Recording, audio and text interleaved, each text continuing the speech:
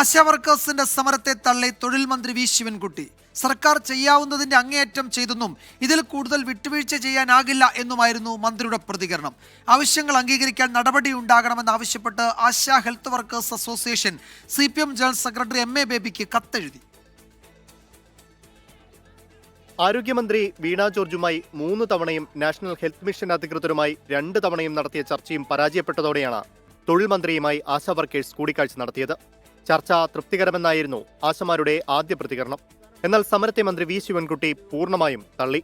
അതിൻ്റെ ഒരു ധാരണ ഉണ്ടാക്കിയിട്ട് മതി. 5 പ്രാവശ്യം ആരോഗ്യവകുപ്പ് മന്ത്രി കൂടിക്കാഴ്ച നടത്തി, 2 പ്രാവശ്യം കേന്ദ്ര ഗവൺമെന്റിനെ കാണാൻ വേണ്ടി പോയി.